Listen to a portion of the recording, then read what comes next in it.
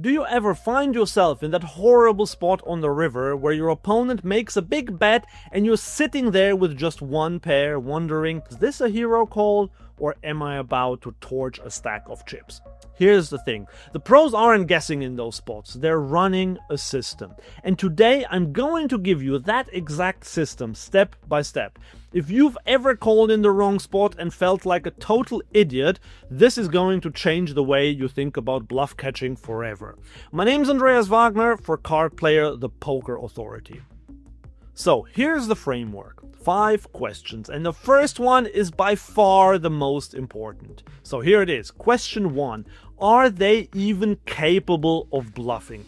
This sounds simple, but it's huge. Some players just don't bluff rivers, ever. Against those players, you fold everything except your strongest hands. But if you're up against the guy who's shown he loves taking stabs, suddenly bluff catching becomes an option. This first question is the filter. If they're not capable of bluffing, stop right there and fold. But let's move on to question 2. What hands did they arrive on the river with? This is all about reconstructing the hand. Think about their pre-flop range. Then what hands bet the flop? Which ones keep betting the turn? By the time they reach the river, what's left? For example, let's say the board runs King 4-5, Jack Deuce. Your opponent bets big. You ask, what hands does he realistically have here? Did he raise pre-flop? Did he c-bet the flop? Did he slow down on the turn?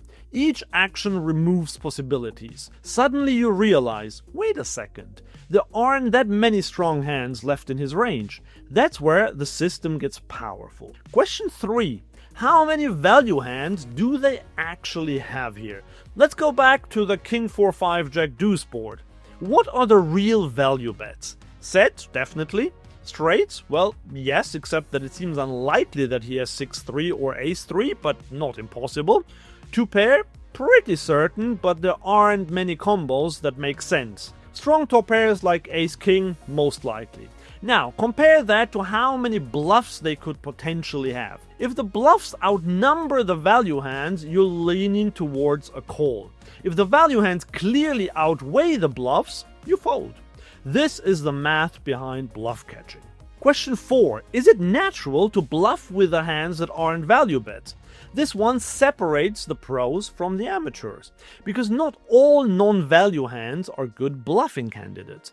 Take missed draws, for example. Let's say the spade flush draw missed on that King 4-5 Jack Deuce board. That's a natural bluff candidate, right?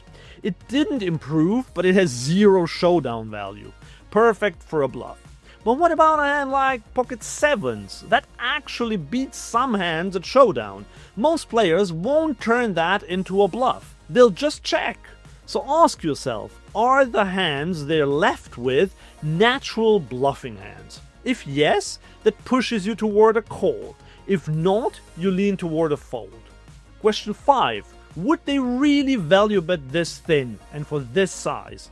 Sizing tells the story. If someone bets pot on the river with pocket 9s on that King 4-5 Jack Deuce board, does that make sense? Not really. That's not a natural value bet. Most players check it back or maybe bet small. So if they're using a massive size, it's often polarized. The nuts or nothing. Which means your marginal hand might actually be good.